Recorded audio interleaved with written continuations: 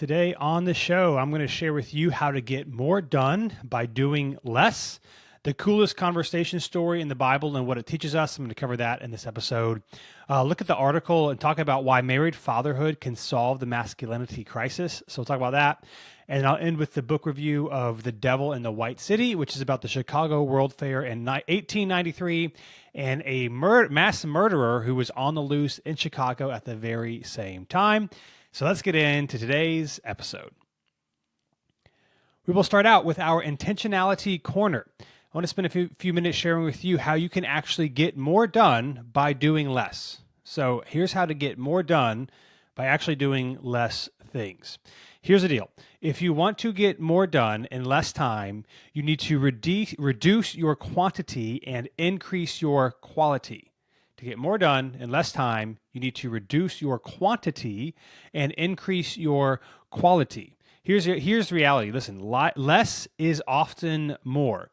And so instead of haphazardly returning to things with less structure, you should be more intentional when you do the things you are doing, and your quality will increase as well as the time it takes you to actually accomplish the task will decrease. So let me give you a couple of quick examples. For example, people who check their email less often, ironically, have better control of their email.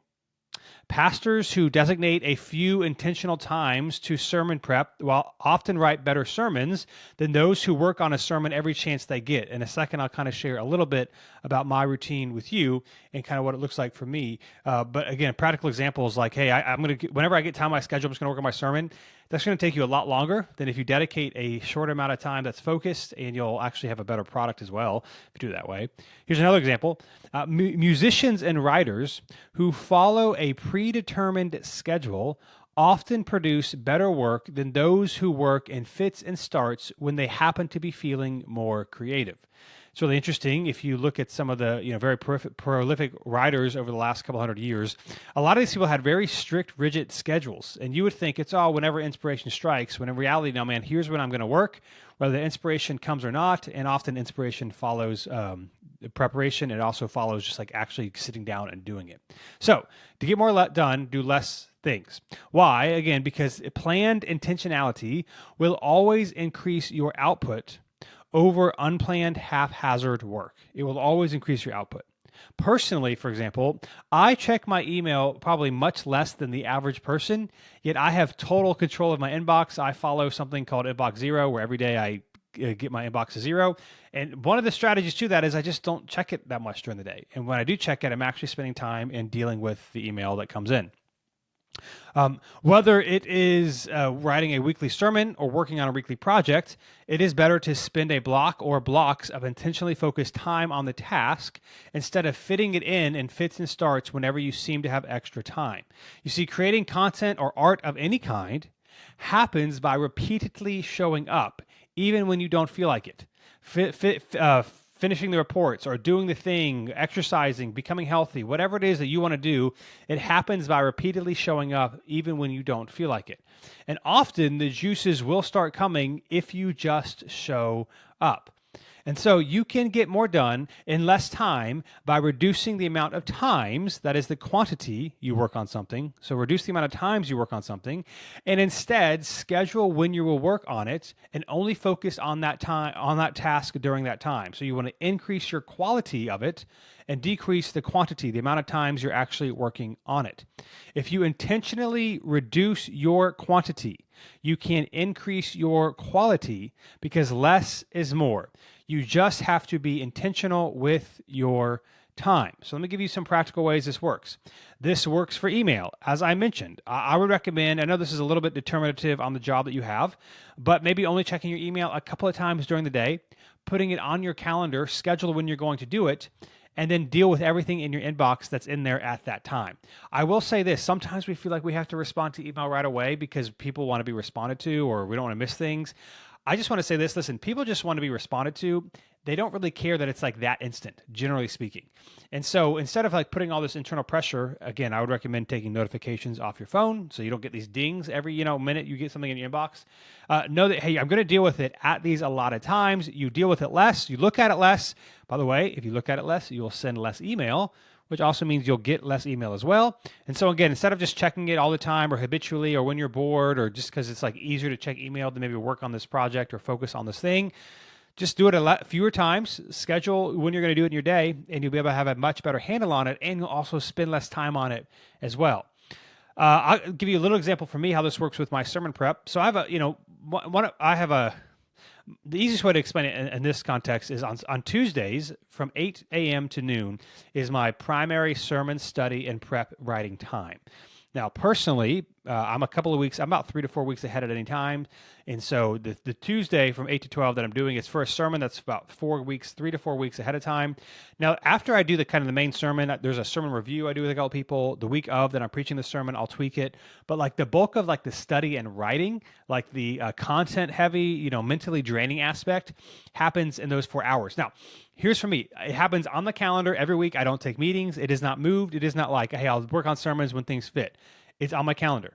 What happens is during those 4 hours, I'm not checking email. I'm not checking social media. I'm not talking on the phone. I'm not texting anybody. I'm hyper-focused for those 4 hours so that I can get a good chunk of stuff done and then tweak it as needed.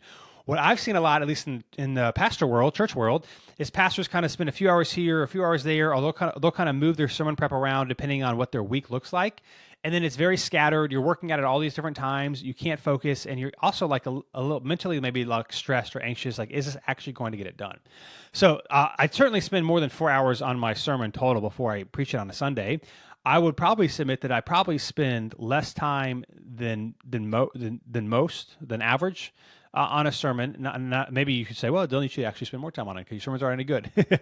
Hopefully, they're not bad. But part of it is I would just submit to this because I know some people that will spend like 16, 20 hours a week on their sermons.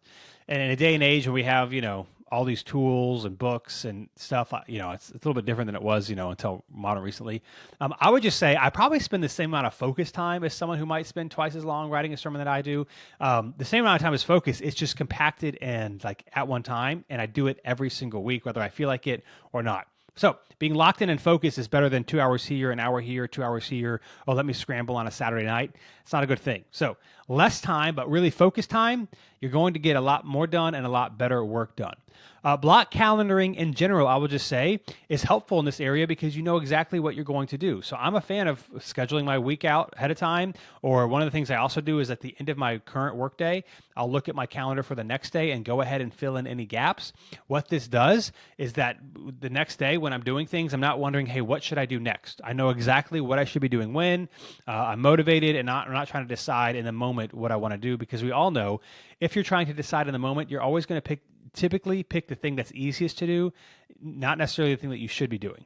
And this goes like, for example, email. Email is very easy. And so you start your day working on email for an hour instead of you starting your day working on like the thing that takes more cognitive energy, but is more important to your job. And then you get to it finally in the afternoon and you're scattered. You don't have as much energy as you had in the morning. So I would just say block calendaring in general is helpful because you put on your calendar, here's what I'm doing, and you're more focused and you get more things done quicker.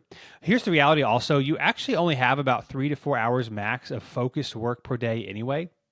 I know the standard thing is like 8 to 9 hours of work, and you can do stuff obviously for 8 to 9 hours, but you really only get 3 to 4 focused hours of work a day before you're mentally drained, which is why, for example, email should not be done in the morning. You should do it in the afternoons when you're not need the cognitive load, or when you're a little bit less focused, a little bit more distracted. You should do on the things that don't require cognitive focus. Small and focused consistency over time leads to the biggest results. So this is like, man, you just kind of make this habitual. I'm going to focus on one thing at a time over time. You'll start to see a lot of results. I also just want to point this out, that multitasking literally isn't possible. Like, that's not a thing that people can actually do. So all the research shows this. You can't actually multitask. What you can do is you can switch between task and task and task, but you cannot multitask. And when you do what's called task switching, it actually takes you longer because your brain mentally has to go from one thing to the next. Different research could say it could take anywhere from 20 to 25 minutes to fully refocus on what you're doing. And so again, checking email every 10, 15 minutes, kind of when you get bored or have that itch, really gives this task switching, this mental focus. It's not good. It's not good for you. So you can't multitask anyway. So you might as well focus on the task that you're on, do a good job, get it done sooner, then switch to the next thing, because you literally can only do one thing at a time. That's how our brains work. Now, I want to point this out too. Now, part of this is just like wiring and desire, and people are different, and that's fine. So I'm not saying we all need to like go after it and do a bunch of stuff. But I, for example, do a lot of things. Obviously pastoring, writing sermons, it's my job. But I also do things like this, the Intentional Life. I have my Best Minute newsletter, which if you're not subscribed, DylanDodson.com/best. If you like this podcast, you'll love the newsletter. I also have a local newsletter in Raleigh that I send out every week. So I've got some other things that I do as well. And part of the reason, sometimes I'll talk to like other pastors and they're like, hey man, like, how do you do all this stuff? And I want to say, for one, we're all wired differently. And so some people just like to do a lot of things. And so I'm one of those people. So I do want to say that. But part of what allows me to do some of these things is like I'm really disciplined on my time. My calendar is blocked. At this time on Tuesdays, I'm doing this. Pretty much, again, I think I've shared this on this podcast a little bit. I know depends on your job and how flexible you are. But for me, as a pastor, one of the benefits, there's a lot of difficulties about being a pastor. One of the benefits is your job is a little bit more flexible, or you can kind of determine your schedule a little bit. So like Monday, Tuesday, Wednesday, I don't take any meetings before 12. Ever. And on Thursday, I'll start, my calendar is available starting at 10 a.m. because I'm doing stuff like this. I'm writing sermons. I'm doing some of these newsletters, that sort of thing. These things that take cognitive focus. I get it all done in the morning in really intentional times. And in the afternoon, I can meet with people, do smaller tasks, email, that sort of thing. And so, but part of what helps me is like, man, I'm focused on one thing at a time. It's on my calendar. I do a lot of these things the same time every single week. So I'm ready to go when the time arises. And so that's helpful. And so again, you want to do less things. And by less things, I mean being so scattered. Doing like 15 things in 1 hour is not helpful. Do less things at a time. Focus on the things you're doing one at a time, and you will get more done. And that is how to get more done, by doing less. Switching over to our faith reflection for this episode, I want to share a little bit about, in my opinion, probably the coolest conversion story in all the Bible, and give you a little info about what's happening there. Because if you read it just again, a surface level reading of this text in Acts chapter 8, you might miss a little bit of what's going on. But in Acts chapter 8, we see the story of a guy named Philip, who is an integral part of the early church. In Acts chapter 2, and he's on there in Acts chapter 6, I believe, is when they have the issue of the widows not being properly cared for evenly in Jerusalem. And so he is one of the people that is elected to help make sure that everyone's being cared for equally. And then Acts chapter 8, he has this really cool story. And so I'm just going to pick up in Acts chapter 8, verse 26, and kind of share the coolest conversion story, I think, in the Bible, and what we can take from it. It says this: An angel of the Lord spoke to Philip. Get up and go south to the road that goes down from Jerusalem to Gaza. This is the desert road. So we're not given a timeline, in terms of Philip's earlier encounter in Acts 8 with Simon the magician, but sometime after that, God has another plan for Philip, and Philip is to head south out of Jerusalem. So that's the plan. At this time, the area of Gaza was the last water stop in southwestern Israel before entering the desert highway all the way to Egypt. So it was kind of like, head to Buc-ee's. That's a pretty big thing, at least in the South, familiar with Buc-ee's. Head to Buc-ee's, basically what God's like. And it's kind of like the last pit stop for everybody before they make this long and, hard, somewhat dangerous journey to Egypt. And so Philip is not told why he's supposed to go there. He's just told he needs to go there. So he obeys. Verse 27, it says this: So he got up and went. There was an Ethiopian man, a eunuch and a high official of Candace, queen of the Ethiopians, who was in charge of her entire treasury. He had come down to worship in Jerusalem and was sitting in his chariot on his way home, reading the prophet Isaiah aloud. So let me give you a brief context of what's happening to really understand the significance of this moment. At this time, Ethiopia was to the south of Egypt in what is today known as Sudan. Here we see an Ethiopian eunuch also traveling south out of Jerusalem. So it was about a month of traveling just one way from where he was to Jerusalem. He's already visited Jerusalem, and now he is on his way home. He's about to start the journey home. Now, as a eunuch in the royal court, this man was someone who would have had his genitals cut, crushed, or pierced. So many times, and certainly in this eunuch's case, it was done to men who worked in the royal court, so they would not sleep with any of the concubines or wives of a king or a high-ranking official, or in this case, a queen. He would not try to sleep with her or do something inappropriate to her. So eunuchs were kind of somewhat given high positions, but it cost them a lot. Of course, this probably wasn't their choice either. It's kind of like, hey, man, I'm going to do this to you, and then this is going to be your position. So he was a eunuch. Also, we can tell this eunuch does have some means because we're told that he traveled in a chariot And if you're going to travel in a chariot, you're also likely driven by a driver who is not you. And he's reading from the scroll of Isaiah in the Old Testament. And in the ancient world, scrolls were very expensive. Like the average person doesn't just have a scroll, or you might have one, maybe two in your house, but you don't have many of them. So he has a scroll. And Isaiah at this time would have been broken up into 3 scrolls. So the codex, like books that we have, like the Bible, where it's like all in one thing, that wasn't possible in the ancient world. And so you had these things broken up into scrolls. Isaiah is a long book, 65 chapters. So it's traditionally broken up into 3 scrolls. So he has a chariot, he has a scroll. Now we also know this Ethiopian eunuch was from the capital of Ethiopia, so he's not from Israel. Therefore, he's not Jewish.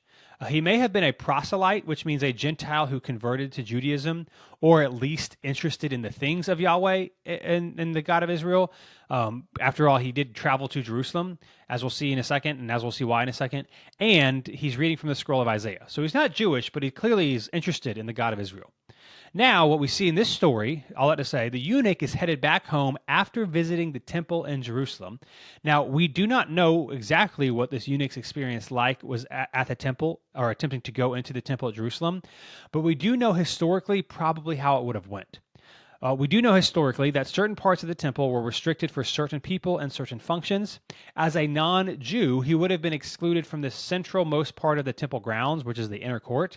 But as a eunuch, not only that, which may or may not have been surprising to him when he got there, he would have been restricted even further. So you have, I don't have, with this being a podcast show, I can't give you a map of the temple, but you basically have the inner courts of the temple, then you have the outer courts of the temple, and the outer courts are surrounded by really big walls. And everybody is essentially welcomed in the outer courts, and in the inner courts you had to be Gentile, and there's various things like that. So, but the problem for him is the outer courts are open to anyone, but likely he also wasn't even allowed into the outer courts. And here's why I would say this. We do know that the blind, the lamed, the diseased, and the eunuchs were actually not allowed to enter the temple at all. Now, the reason for this originated way back in Leviticus when they had their tabernacle traveling through the wilderness, where this was a rule for the Levites, who were the priestly class, who ran the temple back when the Israelites were traveling through the wilderness at the temple, with the tabernacle. So I don't have time to explain all the reasoning for it now, but there was there was certain restriction on the Levites and what they could do and who could enter the tabernacle and when. And so by the time of the first century, when you have the temple built in Jerusalem, the Jerusalem temple restricted these types of people, again, the blind, the lame, the diseased, and the eunuchs, from entering the temple grounds at all. And so very likely he goes all the way to Jerusalem to visit this temple, and then he's not even allowed to enter the temple when he visits. That's probably what happened to him.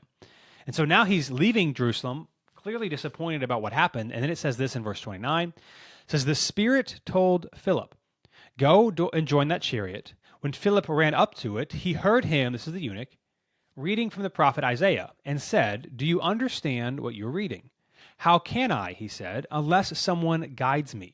So he invited Philip to come up and sit with him." So what's going on is Philip responds to the call of the Spirit. He runs towards this chariot. Reading, just so you know, in the ancient world was typically done aloud. And so he would have been able to heard this man reading from the prophet Isaiah. Part of this, I think, because a lot of people couldn't read, and so you would read aloud so other people could hear it. And so it's probably just a practice that would happen. So he's reading this thing out loud. Philip runs up beside him, hears him reading it. Now, this eunuch is having a hard time understanding the meaning of what Isaiah wrote, and he welcomes some help understanding it because he's confused. And here is what the passage the eunuch was reading when Philip showed up. So in Acts chapter 8, verse 32, it says this. "Now the scripture passage he was reading was this. He was led like a sheep to the slaughter, and as a lamb is silent before its shearer, so he does not open his mouth. In his humiliation, justice was denied him. Who will describe his generation? For his life is taken from the earth." In verse 34, it says this, "The eunuch said to Philip, 'I ask you, who is this prophet saying this about, himself or someone else?'" Here's what's happening. The eunuch is reading from Isaiah chapter 53, verse 7 and 8, when Philip shows up. Here, Isaiah is writing about an innocent, suffering servant, suffering silent servant. Now, verses 50 through 65 of the Isaiah scroll are about who he calls the suffering servant, who we now identify as Jesus. And here, Isaiah compares this suffering servant who was to come to a sacrificial lamb who was unjustly slain. This is what it means when it says justice was denied him. So this sacrificial lamb was slain unjustly. And the eunuch wants to know who Isaiah is writing about here in this text. Is Isaiah talking about himself, or is Isaiah talking about someone else? And what does it all mean? And so verse 35, it says this: Philip proceeded to tell him the good news about Jesus, beginning with that scripture. Now, man, so wish I could hear how he would have explained this, but here's what we see. That Philip begins to teach the eunuch, what we say often, at least at New City Church where I lead, that Scripture is a unified story that leads to Jesus, that Jesus is the fulfillment of the Scriptures. So starting with that text, Philip begins to unpack to the eunuch the Scriptures pointing to Jesus, the gospel, who God is in Jesus, what Christ has done for us.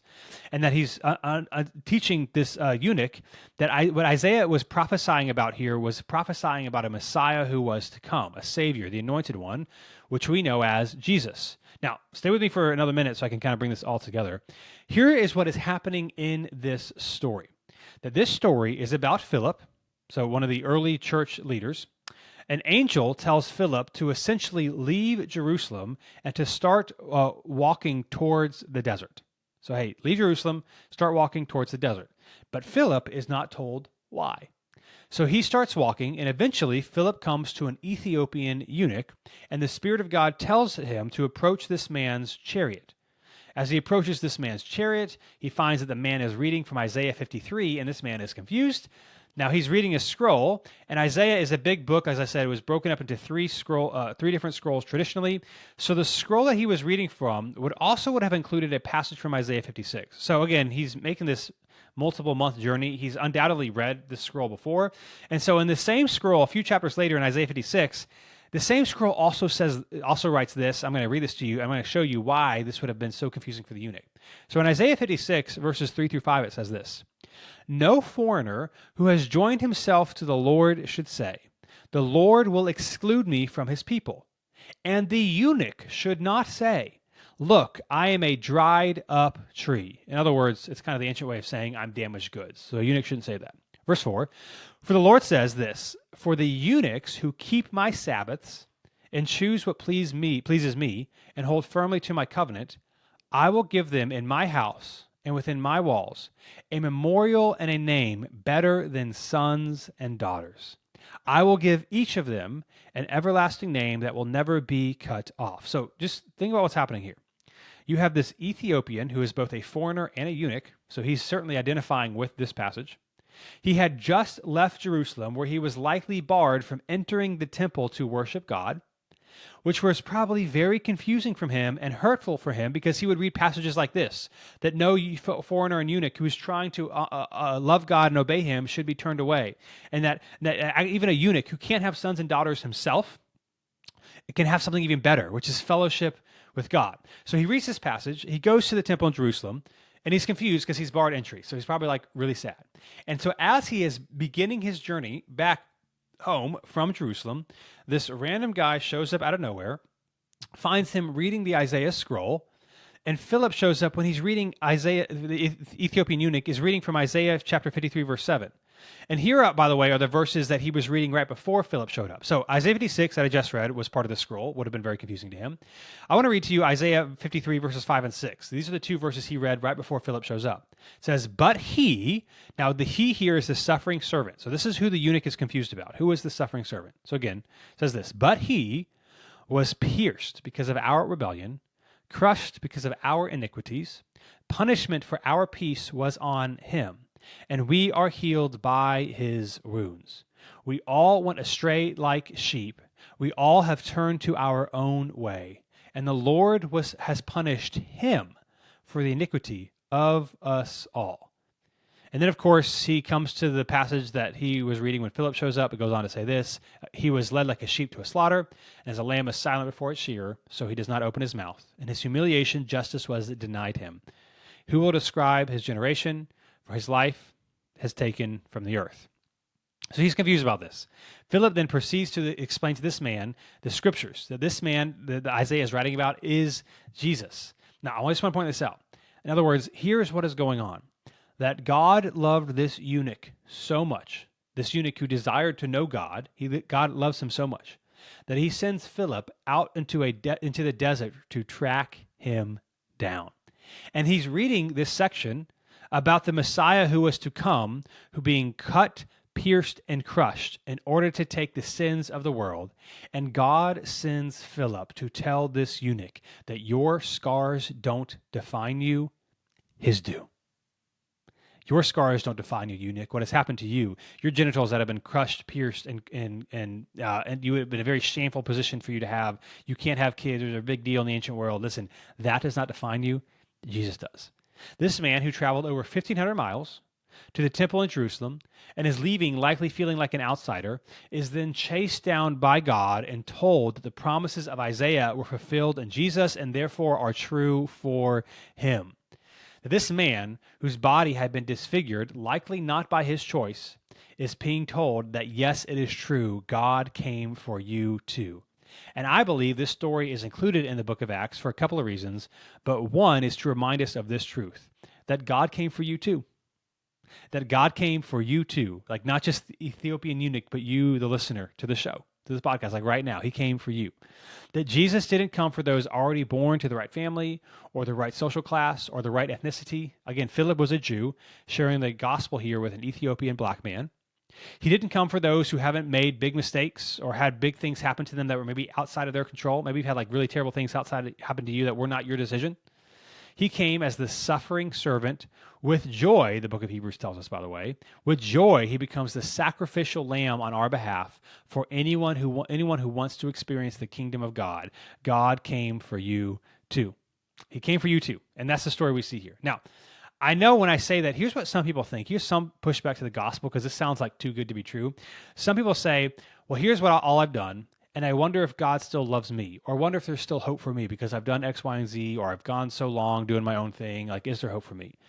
And some people, what makes this hard too, is that some people who were supposed to represent God to you actually maybe barred you or prohibited you from coming into places like a church to worship God because they didn't think you were worthy of it, or you didn't dress the right way, or you didn't know the songs, or maybe you didn't know the answers to the Bible questions.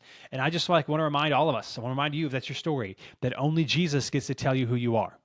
Only Jesus gets to tell you who you are. We are told in the scriptures that God creates you. So John chapter 1 says all things were created through Jesus. Genesis chapter 1 says all human beings are created in the image of God. So Jesus created you. If you're human, which you are listening to this, you were created in God's image. Therefore, God defines you. It is not your sexuality. It is not your job. It is not your success or failure. It is not any kind of thing that we put on our label we put on ourselves. He does, and he redeems you. And so if you're listening to this and you're like, I don't know, I've gotten this wrong for so long. Here's the good news that we see from this passage, that right now, there are tons of people. Walk into any local church in your town, and you'll be surrounded by people who are just as broken as you are and have been restored to Jesus by his love and grace, not by their effort. And you can be too. So here's the reminder from this passage. Listen, that I are not our past. We are not what has been done to us or the decisions that we have made.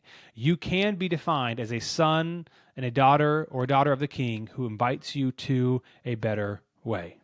I like to think of it this way. We'll close this section with this. My daughter is 10, and she's getting to the age where, some girls, kids in general can be mean, but some girls can be especially mean to each other. And fortunately, she's got good friends. She goes to a good school, but every once in a while, we hear some comment. Some girl said this to her at school or that sort of thing. And what happens is in these moments, there's been a couple times this past school year, I'll go to her room after she's kind of gotten ready for bed. She's in bed. I'll go in her room, when everyone else is gone, Roman's is somewhere else. There's no one else around. And I'll just talk to Finley. And I'll tell her things like she's beautiful. I'll explain why some kids kind of say these things. They could come from broken homes. They could be upset. You talk about forgiveness, but that she's worthy of respect, kind of these mantras that we kind of share with her. And the reason I do this is because at the end of the day, listen, they don't get to have the last word in her life. Her dad does. Her dad gets to have the last word in her life. And so this is what the scriptures are telling us, man. What people have said to you, what you've done, or what has been done to you, does not get to have the last word. Jesus does. And so all that to say, this is what Philip does. He chases down the eunuch. He explains the scriptures. He shows how this passage in Isaiah and all the other passages as well are fulfilled in Jesus, and therefore its promises are true. And then lastly, here's how the eunuch responds, verse 36. As they were traveling down the road, they came to some water. The eunuch said, "Look, there's water. What would keep me from being baptized?" and then he gets baptized. So I just want to point this out too. The pattern in Acts, the pattern in the New Testament is baptism happens soon after conversion. If you're following Jesus and you have not yet been baptized, you should get baptized. Oftentimes we think of baptism as like a capstone. Let me prove my faith. Let me learn some things, and in a couple of years then I get baptized. That's not what we see. Because again, baptism doesn't save you. It is an outward symbol of an inward change. It's a public declaration of what Jesus has done, and you are saved by grace through faith, not by getting all your questions answered or being a better person. So baptism happens soon after conversion. Now, if you follow Jesus for a while and never been baptized, you should get baptized. If you're a new follower of Jesus and you haven't been baptized, you should get baptized. It is a symbol that Jesus has saved you, not you. And those are some thoughts from one of my favorite passages of conversion in the New Testament and in the entire Bible. The cultural analysis section for this episode. I actually really enjoyed this article I read this week from Yale psychiatrist Sam Wilkinson. This article entitled "Married Fatherhood is Key to Solving the Masculinity Crisis."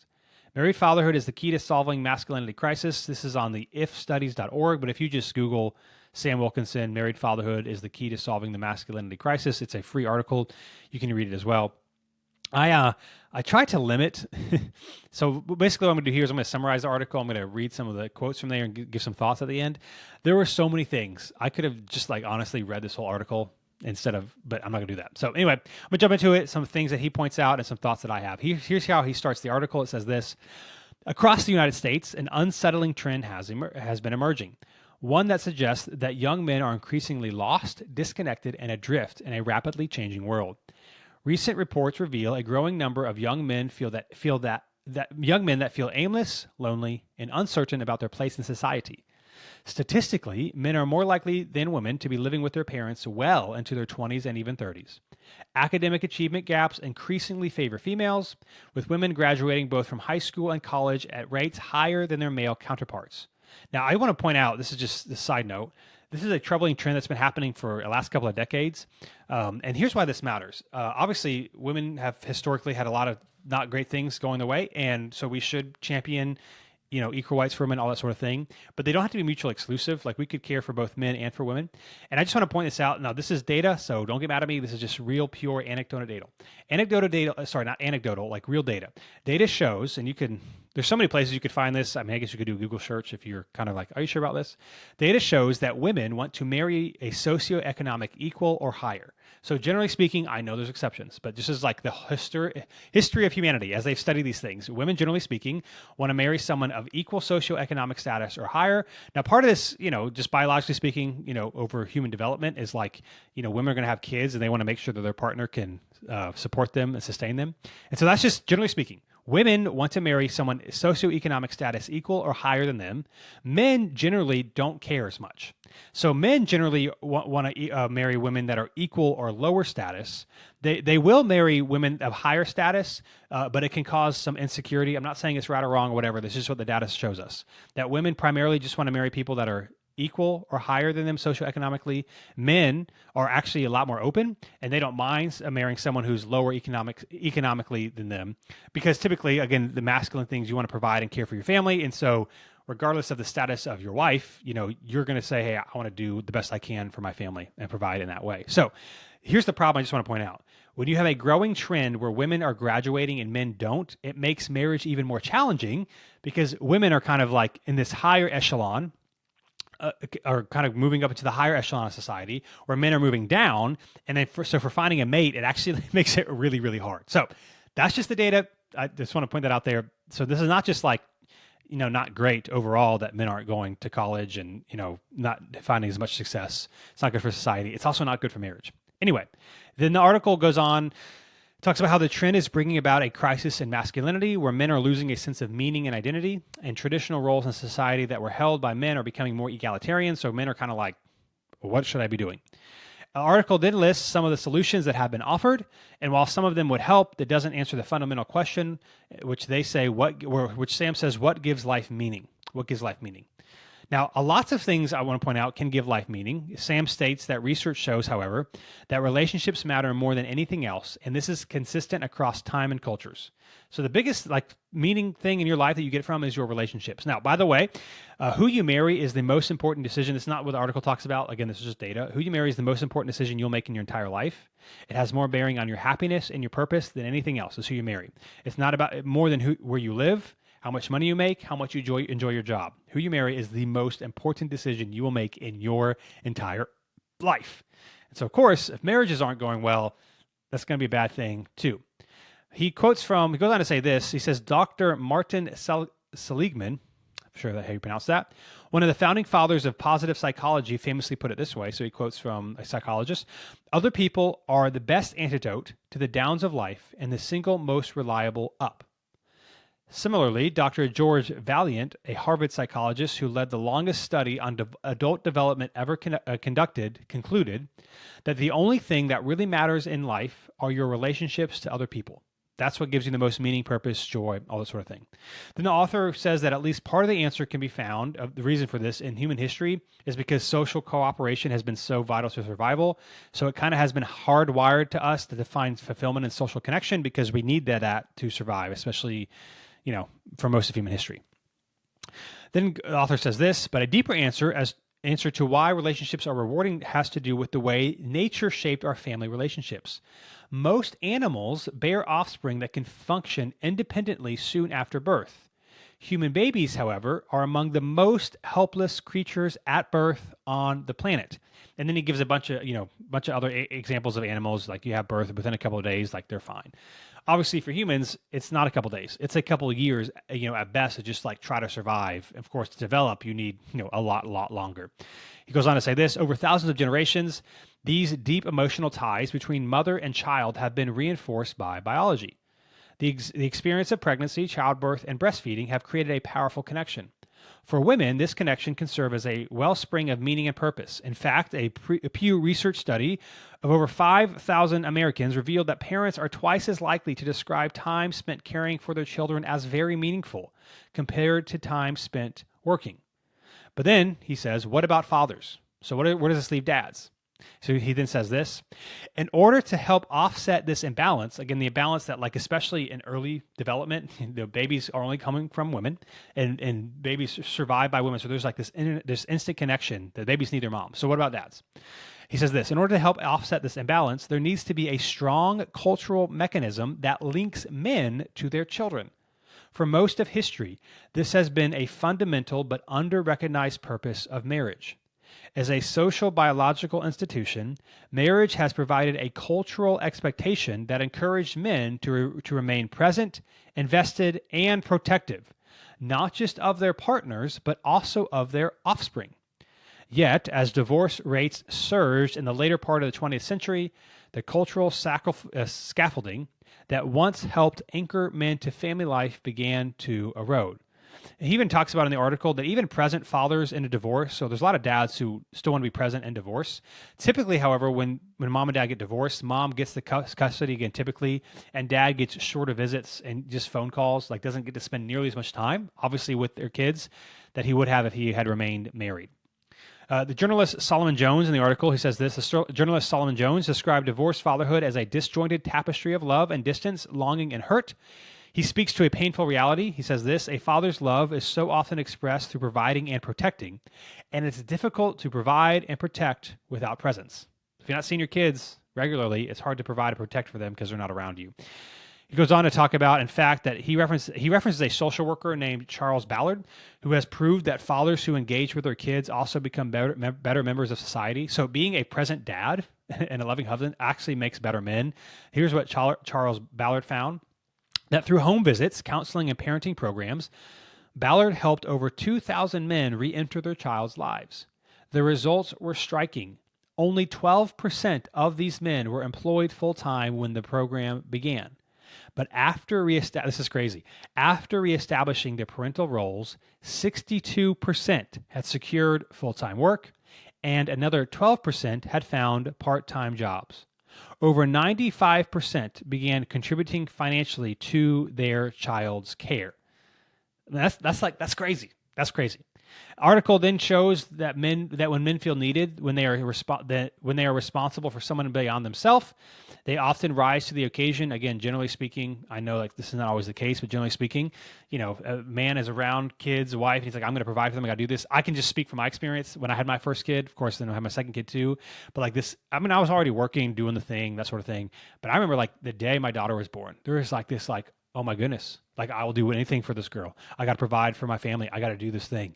And so I would just say like, I've just noticed this as a pastor, as someone who's hired people, especially men that have had kids, generally speaking, man, they're going to work.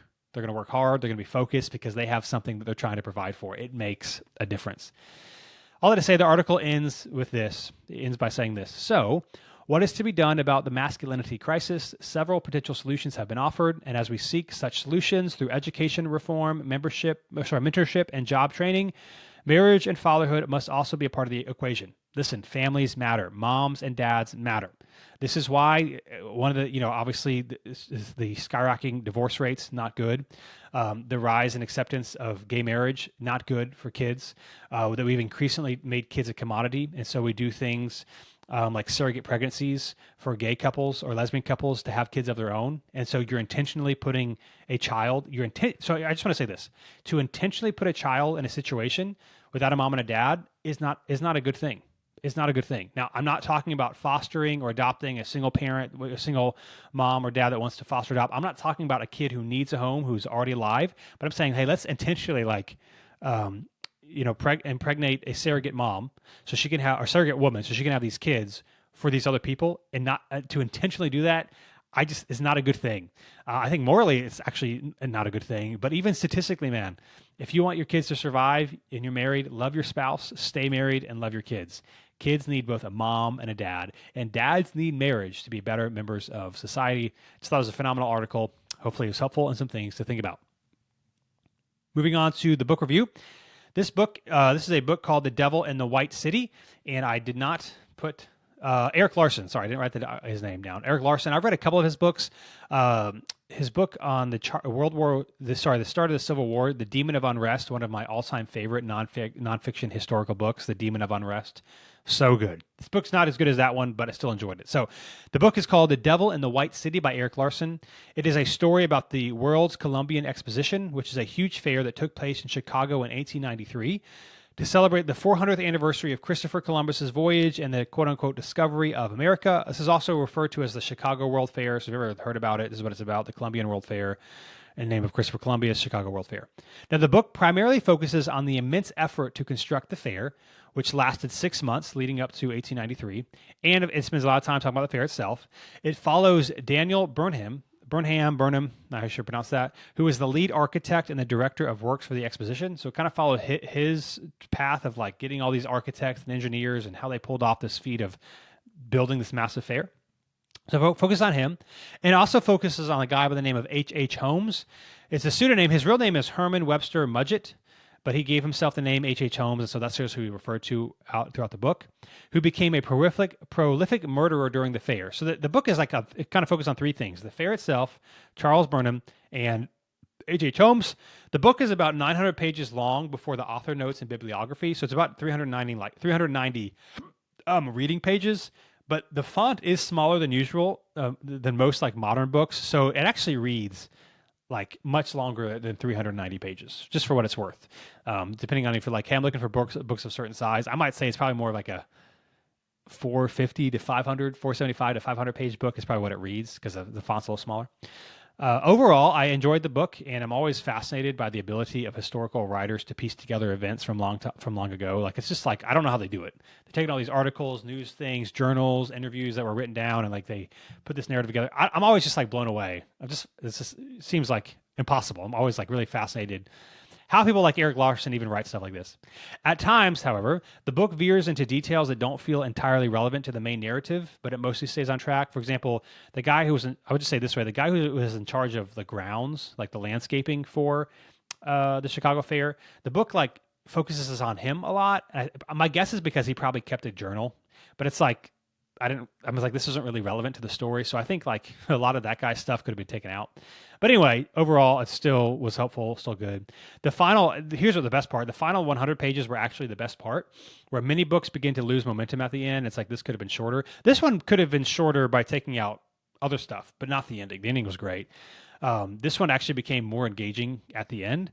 While it occasionally wanders, the book kind of occasionally wanders, it is ultimately an interesting and rewarding read if you stick with it, which I do think in the intro, the author does say he does kind of have to follow some trails. to bring the story together. So I guess he does give that preface up front, but the payoff at the end is really good. A couple of things I thought were fascinating from the book. Pabst Blue Ribbon beer. The original, it was originally called Pabst, how do you say that? Pabst Best Select, but it was sold with a blue silk ribbon tied around the bottle. And apparently at the Chicago World Fair, it gained notoriety for the ribbon, and the blue ribbon became a popular way to talk about it, which is why today it's called Pabst Blue Ribbon, because it kind of just like, oh, it's the blue ribbon beer. And so they eventually changed the name because of the popularity it got from the Chicago World Fair. The invention of the Ferris wheel by George Washington Gale Ferris is credited to the Chicago. There's a lot of things that are actually credited to the Chicago World Fair. The unit, I was really surprised to see this, and you can Google the pictures of the first Ferris wheel because it was big. And I'm like, for the very first one, it's bigger than what you see at your typical fair. But that's where we get the Ferris wheel from, was from the Columbian World Exposition. Cracker Jacks we get from the Chicago World Fair. It was really cool too, just to read about famous people in history who visited the Chicago World Fair who were alive at that time. That was kind of cool. I just want to say this too, man, like, demons are real.